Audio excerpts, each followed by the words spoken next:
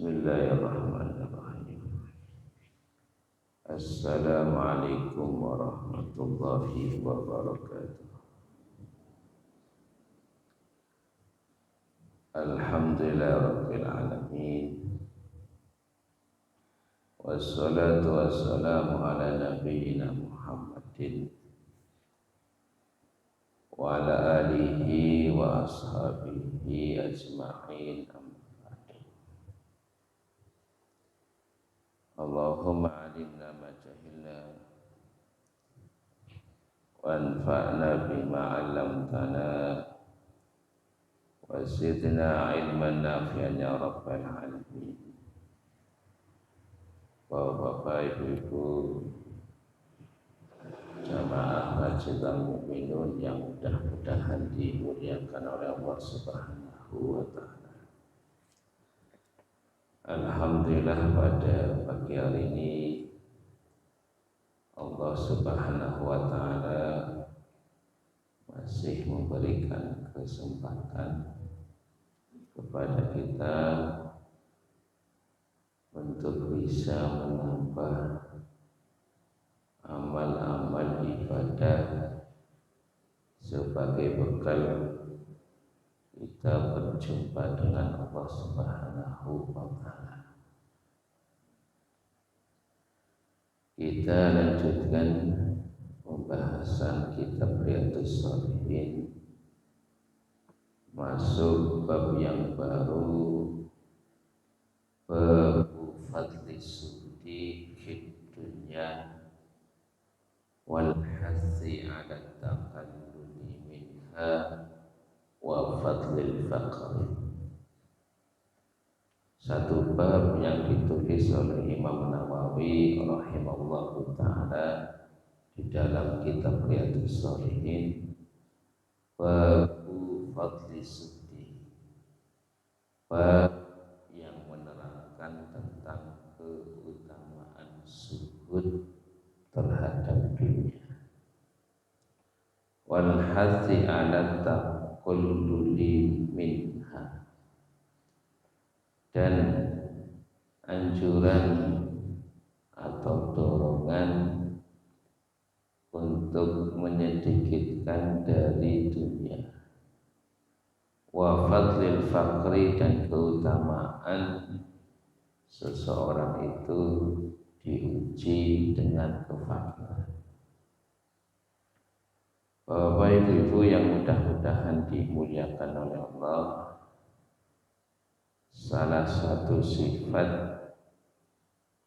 yang disebutkan oleh para ulama yang dimiliki oleh Nabi Muhammad SAW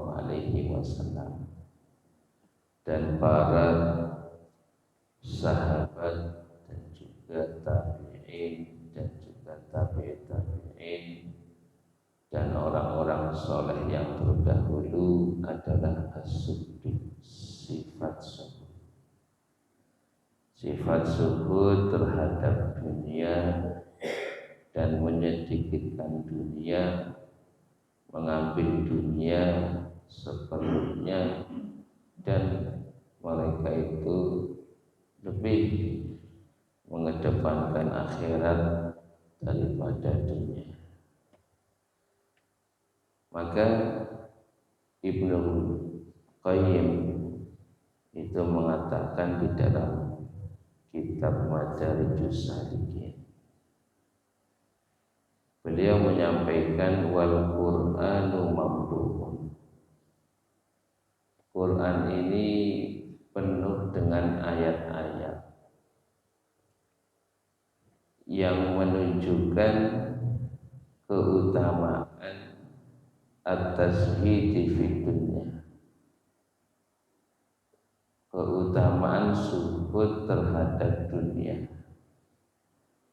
wal ikhbari bi khassatiha, dan penuh dengan ayat-ayat yang mengabarkan tentang khassatiha, tentang kehinaan, kerendahan dunia,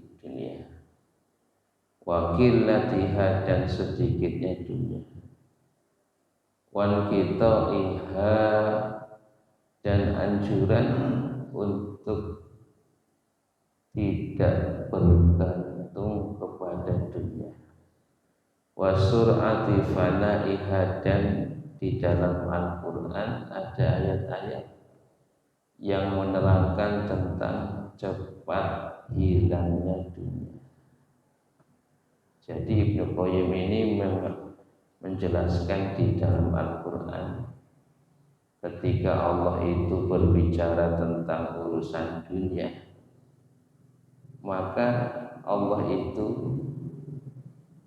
menganjurkan untuk bersikap syukur, dan Allah menerangkan tentang kehinaan dunia dan anjuran untuk tidak terlalu menggantungkan dunia, dan dunia itu sifatnya cepat hilang.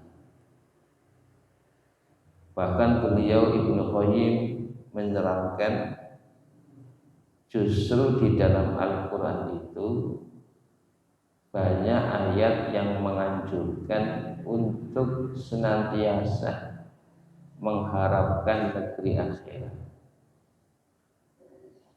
dan banyak ayat yang menerangkan tentang keutamaan akhirat dan menerangkan tentang bagaimana seorang hamba itu akan diberi nikmat oleh Allah di akhirat yang akan senantiasa kekal.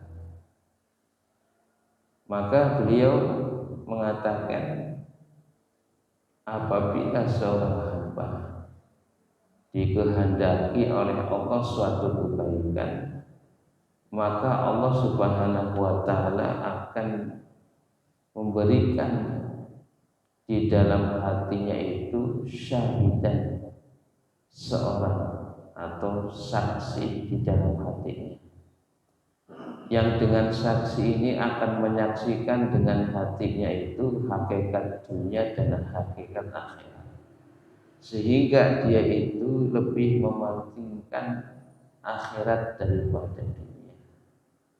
Ini adalah penjelasan daripada Ibnu Qayyim di dalam kitab Madarijus Salikin, yang intinya di dalam Al-Quran itu banyak ayat yang menerangkan tentang kehidupan dunia itu lebih sedikit dibandingkan kehidupan akhirat.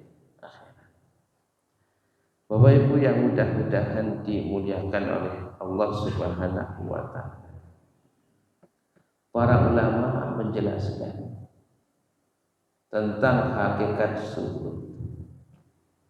Apakah zuhud itu harus seseorang itu meninggalkan dunia sepenuhnya, ataukah zuhud itu dengan tidak menggunakan dunia, ataukah yang namanya zuhud itu harus senantiasa seseorang itu hidup di dalam kefakiran? Maka para ulama menjelaskan hakikat tentang zuhud. Di antara penjelasan-penjelasan ulama tentang hakikat zuhud, apa yang disampaikan oleh Imam Al-Junaid rahimahullahu ta'ala. Beliau mendefinisikan tentang masalah zuhud. Beliau mengatakan yang dinamakan zuhud adalah istigharud dunya wa mahwu athariha minal qalbi. Yang dinamakan zuhud itu adalah memandang kecil urusan dunia dan menghapus pengaruh-pengaruh di dalam hatinya tentang urusan dunia. Jadi bisa jadi yang namanya orang zuhud itu kaya, akan tetapi kekayaannya ini tidak menjadikan dia itu bergantung atau menggantungkan hatinya terhadap kekayaan, menganggap kekayaannya itu kecil, menganggap kekayaannya itu ya bukanlah sesuatu yang harus digantungkan di dalam hatinya. Nah makanya orang yang zuhud ya bisa jadi dia kaya, tetapi hatinya ini memandang kekayaan ini rendah. Nah sehingga di dalam hatinya itu bersih.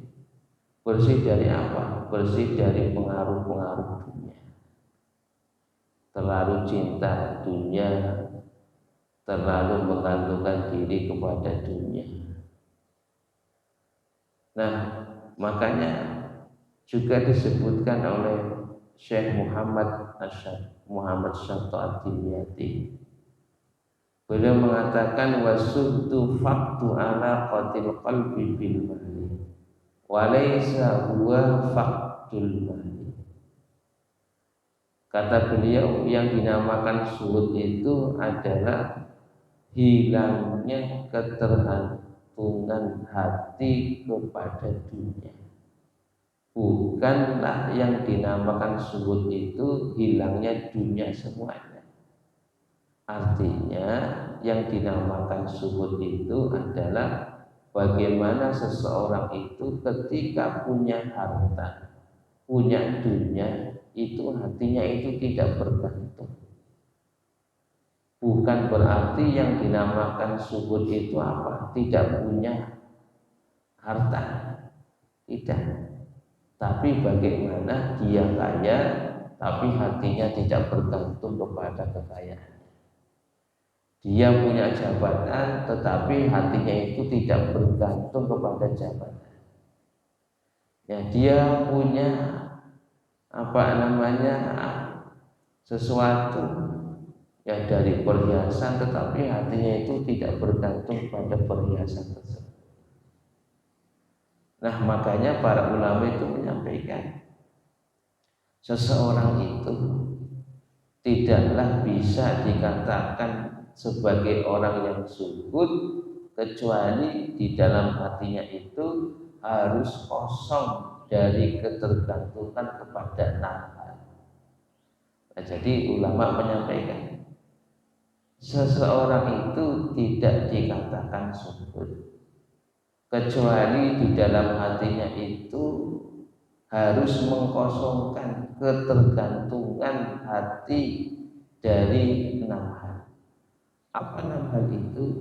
Yang pertama al-mal. Al-mal itu adalah harta. Ya bisa jadi orang kaya itu adalah dia zuhud, tapi ketika dia punya harta, hatinya itu tidak bergantung terhadap kekayaan dan hartanya. Sehingga apa? Makanya ada istilah hartanya itu ditaruh di tangan bukan di hati. Bisa jadi orang miskin tidak zuhud. Kenapa? Hatinya itu tergantung kepada dunia. Nah, bisa jadi orang miskin tidak zuhud. Kenapa?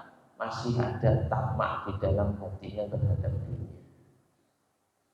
Nah ini jadi orang kaya tetapi hatinya kosong dari ketergantungan di dalam hartanya itu kalau demikian bisa zuhud.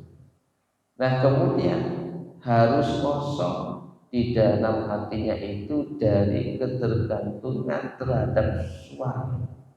Suar itu perhiasan.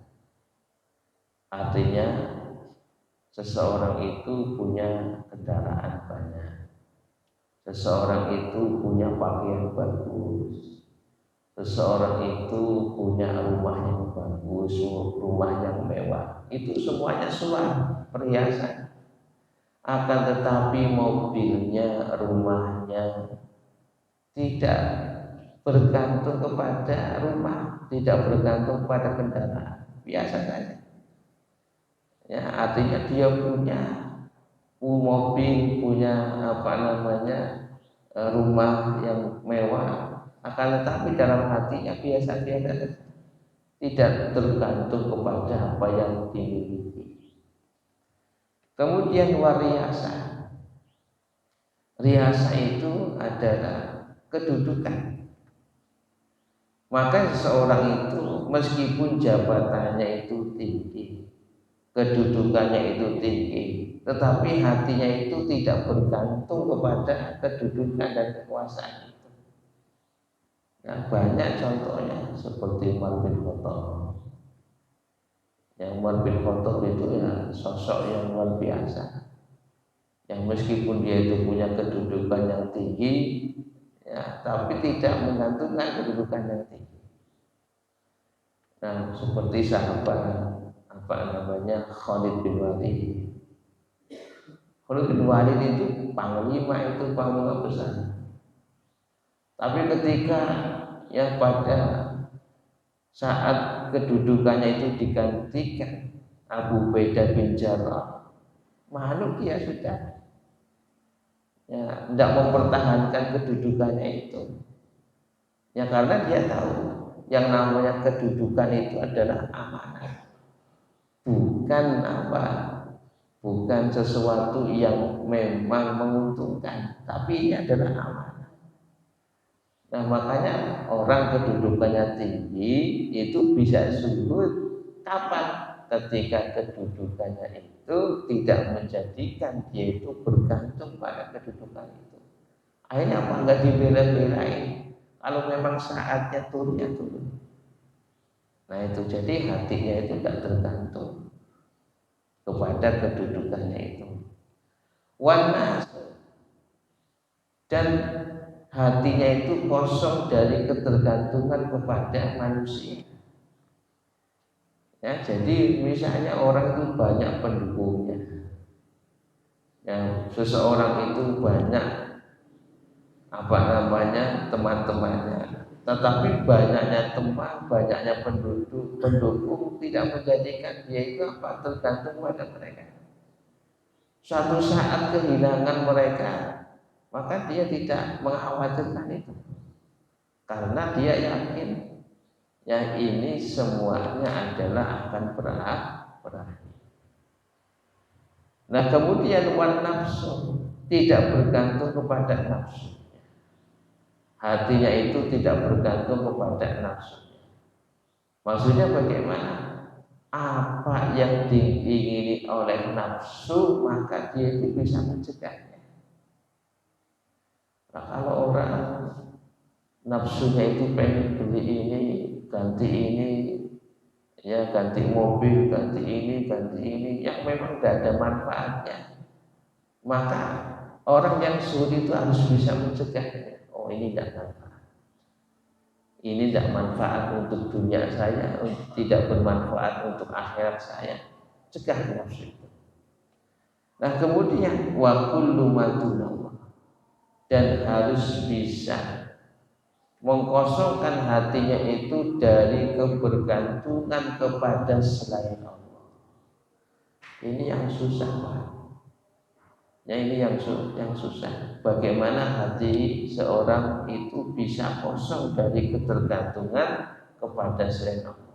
Susah. Nah maka inilah yang hampir hilang dari kaum muslimin. Jadi sifat zuhud ini hampir hilang dari kaum muslimin.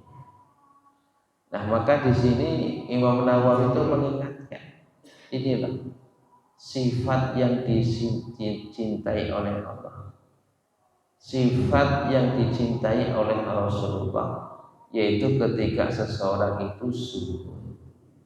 Artinya apa? Hatinya itu tidak bergantung kepada dunia, meskipun dia memiliki dunia, baik itu harta, baik itu kedudukan, baik itu kemewahan kendaraan, baik itu banyaknya pendukung, dia tidak bergantung kepada itu semua.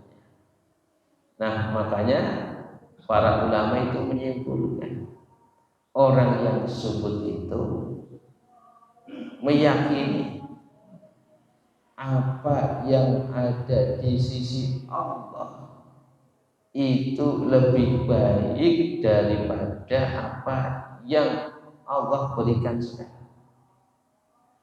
Artinya dia itu lebih menggantungkan dirinya kepada apa yang di sisi Allah daripada dia itu menggantungkan kepada apa yang dia miliki sekarang. Nah, makanya ini adalah sifat zuhud demikian.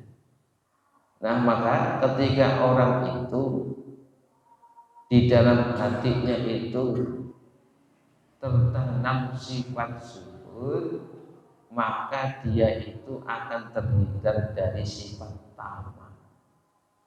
Ya, makanya ciri orang yang tidak zuhud itu tamak. Ya. Nah, makanya para ulama juga menyampaikan yang dinamakan zuhud itu bukan berarti mengharamkan yang halal.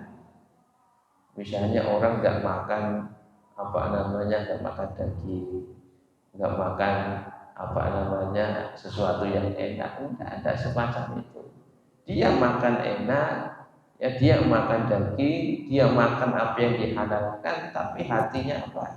Dia bergantung kepada yang dimakan itu. Nah, jadi adanya dagingnya dimakan, tidak adanya ya tidak ya tidak tamak itu. Nah, ini yang hilang, ya hampir hilang dari kaum muslim sehingga banyak tamak. Bisa jadi orang yang zuhud itu pakai baju yang bagus, pakai mobil yang bagus, tetapi bagusnya mobil, ya bagusnya pakaian tidak menjadikan hatinya apa? Ya bergantung kepada yang mobil dan pakaian yang bagus itu. Nah, bisa jadi ya bisa jadi orang yang tidak punya mobil, bisa jadi orang yang pakaian biasa, bisa jadi tamak.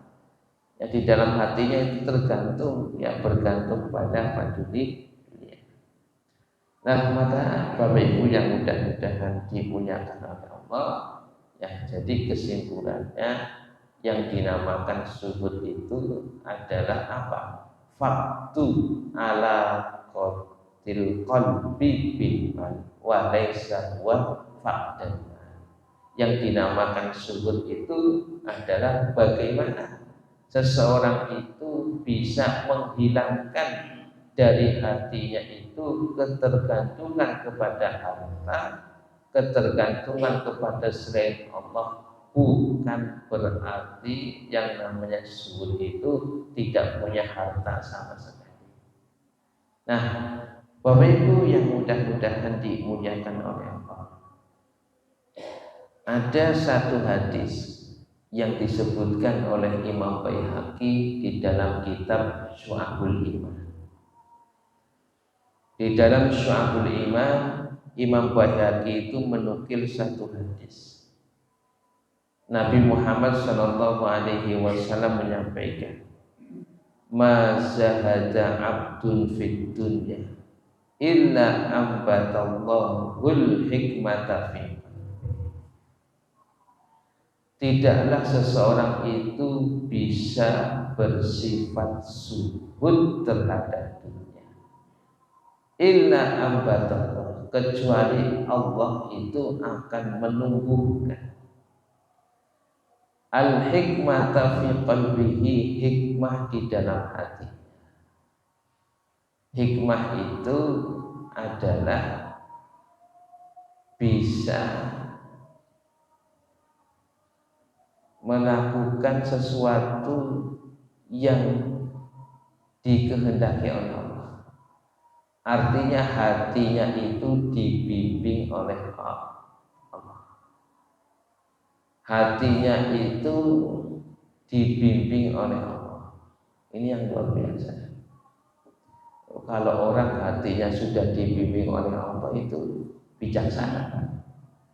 Ya, seseorang yang hatinya itu dibimbing oleh Allah, urusannya itu ya bisa dimudahkan oleh Allah. Artinya apa? Hatinya kalau sudah dibimbing oleh Allah, adanya hikmah, orang itu apa? Ya, bisa menyelesaikan masalah dengan izin Allah. Oh, hatinya sudah dibimbing. Kena musibah, terus dia sabar. Hatinya dibimbing oleh Allah. Ada masalah, hatinya dibimbing oleh Allah untuk bisa mendapatkan apa jalan keluar. Jadi orang yang sudah punya hikmah, ya itu luar biasa. Wa may yu'tal hikmata faqad utiya khairan katsiran. Dan seseorang barang siapa yang diberi hikmah, maka dia itu diberi kebaikan yang banyak. Yang ketika ada masalah, dia dibimbing hatinya Allah, bisa apa? Bisa menyelesaikan. Ketika kena musibah, hatinya dibimbing oleh Allah, bisa sabar. Nah gitu. Tetapi kalau orang yang tidak dibimbing hatinya oleh Allah, ya nggak punya hikmah, oh itu susah lah. Artinya apa? Orang yang zuhud akan diberi hikmah oleh Allah di dalam hatinya. Dan misalnya kalau jadi orang alim yang bisa bijaksana, jadi orang alim itu yang bisa mendamaikan, itu hikmah. Nah, kemudian yang ketika seseorang itu punya hikmah di dalam hatinya, itu penuh wibawa, yang penuh wibawa. Artinya apa? Ketika orang itu melihat dari pandangan saja itu orang itu bisa menghormati, bisa memuliakan. Itu kalau hatinya apa? Ya diberi hikmah oleh Allah. Nah, kemudian wantolaqa biha lisan. Allah Subhanahu wa taala akan menjadikan lisannya itu fasih. Lisannya itu fasih artinya apa yang dia ucapkan itu tidak menyakitkan. Apa yang dia ucapkan itu bisa menyelesaikan masalah, bukan bikin masalah. Allah jaga lisannya, Pak.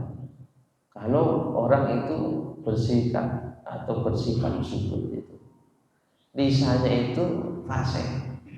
Fasih itu artinya apa? Ya, bisa menyelesaikan masalah, bukan memperkeruh masalah atau membuat masalah. Lisannya dijaga oleh Allah. Nah, kemudian wabassarahu aibat dunya wa dawa'a. Kata Nabi, Allah itu akan memberikan basirah, akan memberikan pandangan, akan memberikan pandangan yang dengan pandangan itu dia itu ngerti aibnya dunia. Aibnya dunia itu menipu. Ya, orang yang bekerja siang malam kemudian dapat uang, ya cepat habisnya. Itu sifat dunia, aibnya dunia dan itu. Jadi aibnya dunia itu cepat hilang, kemudian menipu. Nah, maka nanti ada ayat-ayat yang menerangkan ini. Jadi Allah akan tampakkan ini loh aib dunia. Sehingga dengan Allah tampakkan aib dunia, dia itu apa? Bisa lebih fokus terhadap akhirat. Wa akhrajahu minha saliman ila daris. Dan Allah itu akan mengeluarkan dirinya itu dari dunia dalam keadaan selamat ke surganya Allah Subhanahu wa taala.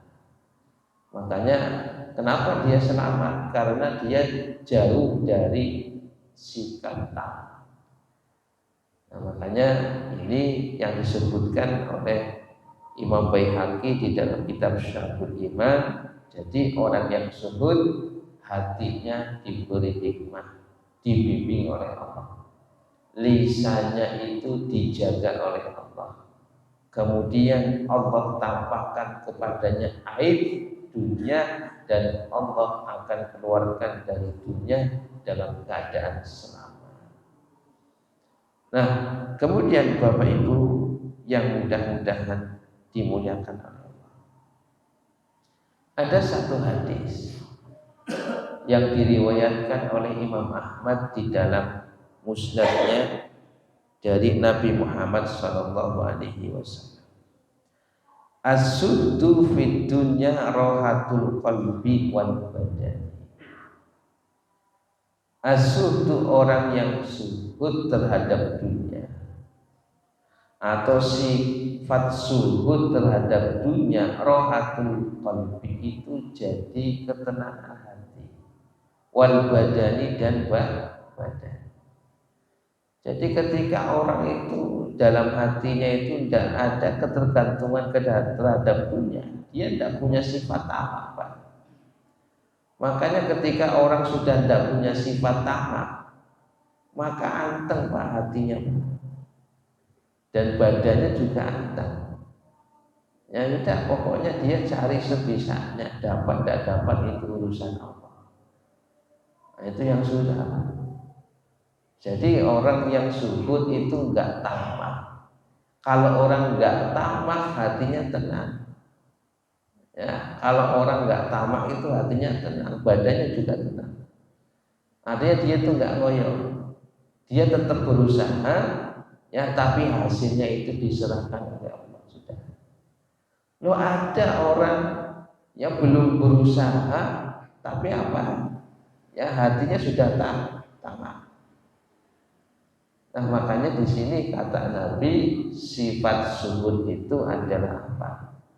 Ketenangan dalam hati dan badan. Ya, orang yang tamak itu nggak akan tenang Pak, mikirin terus. Kalau sudah dapat pun akan nambah lagi. Orang itu pengen punya harta sekian, setelah dapat pengennya nambah lagi. Setelah dapat lagi pengennya nambah lagi. Dia pengen punya rumah, Allah sudah kasih rumah. Pengennya kendaraan, Allah sudah kasih kendaraan, pengennya punya kendaraan lagi. Dan makanya demikian, sifat tamak itu tidak ada, apa namanya, nggak akan tenang. Nah, makanya zuhud, ya, ketika orang itu dalam hatinya tidak ada ketergantungan terhadap dunia, tenang hatinya. Nah, kemudian warraghbatu fid dunya tutilul hamma wal hazan. Nah, orang itu kalau sudah punya raghbah itu artinya terlalu cinta, terlalu bergantung kepada dunia. Tutilul hamma itu akan memanjangkan kekhawatiran dan kesedihan. Nah, contoh orang itu yang melihat orang lain dia punya mobil, dalam hatinya pribadi, boleh mobilnya, hanya apa? Berusaha, pokoknya siang malam berusaha untuk mendapatkan uang untuk apa? Punya mobil. Nah, ini artinya apa? Ar-raghbatu fid dunya. Coba kalau dalam hatinya, ya, di dalam hatinya itu mengatakan, iya, dia punya mobil itu karunia Allah, tapi alhamdulillah saya masih punya kendaraan. Itu kan penak. Jadi kalau orang yang punya raghbah tamak kepada dunia, akhirnya kayak gitu Pak. Apa yang ada sekarang itu tidak disyukuri. Ya, akhirnya apa? Dia mikirnya kemana-mana. Ya, jadi ketika dia punya kendaraan, dia itu pengennya lebih. Nah, itu namanya raghbah. Raghbah fid dunya itu akan memanjangkan kesedihan dan kekhawatiran.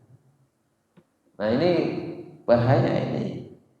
Wa ma qassara abdun fi taatillah illa btalahu bil hamd. Nah, ini kata Nabi, siapa saja, ya, seorang hamba, dan tidaklah seorang hamba itu qasara itu artinya menyepelekan, ya, menyepelekan untuk taat kepada Allah.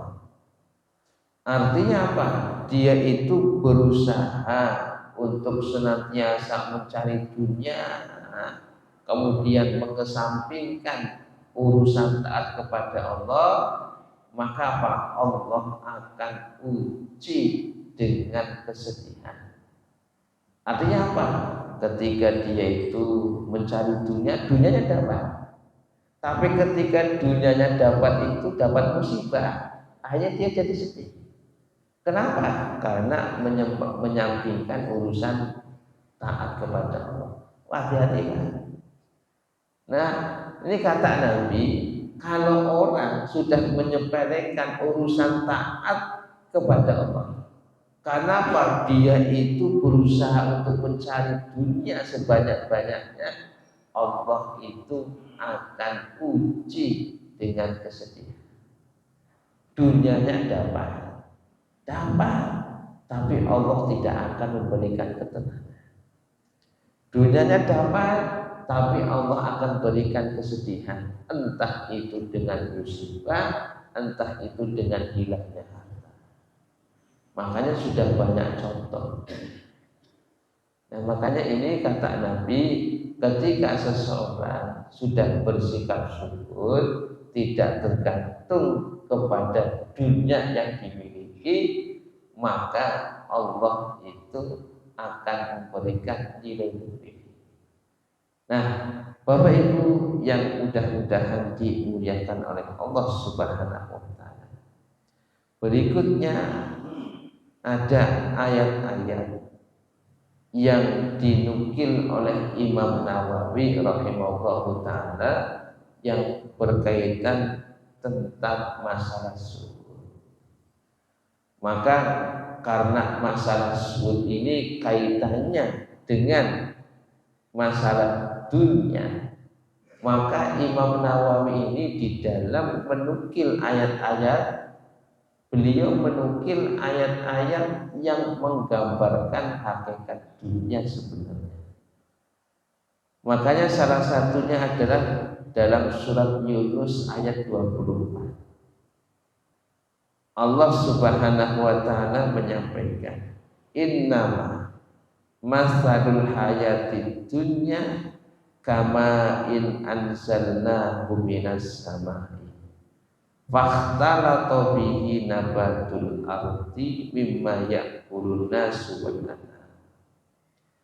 Allah menyatakan innama masalul hayatid dunya, sesungguhnya perumpamaan kehidupan dunia. Ya, kehidupan dunia tadi harta, ya, kemudian kendaraan, kemudian kedudukan, ya, kemudian tadi adalah banyaknya penduduk, itu urusan dunia. Kata Allah Subhanahu wa taala, kama in anzalna, seperti air hujan yang turun. Ketika air hujan turun itu, ya, kemudian bumi ini apa? Menumbuhkan tumbuhan yang banyak, yang mana tumbuhan itu bisa bermanfaat bagi manusia, bisa bermanfaat bagi hewan. Sehingga Allah gambarkan ketika bumi ini menumbuhkan tumbuhan, yang mana tumbuhan-tumbuhan ini bisa menghasilkan buah-buahan yang banyak.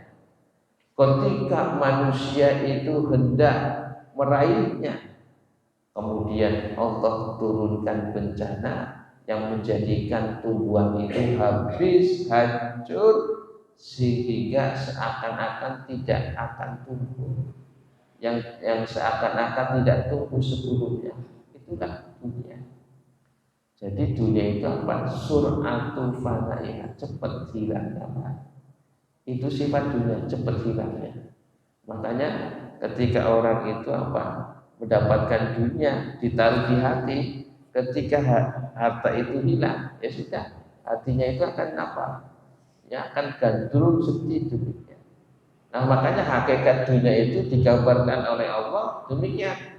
Ketika bumi ini menumbuhkan tumbuhan banyak, kemudian tumbuhan ini berbuah, kemudian manusia hendak meraihnya, Allah hancurkan. Akhirnya apa? Manusia menjadi sedih. Nah, insya Allah kita lanjutkan pada pertemuan yang akan datang. Kita akhiri subhanakallahumma wa bihamdika asyhadu an la ilaha illa anta astaghfiruka wa atubu ilaik. Assalamualaikum warahmatullahi wabarakatuh.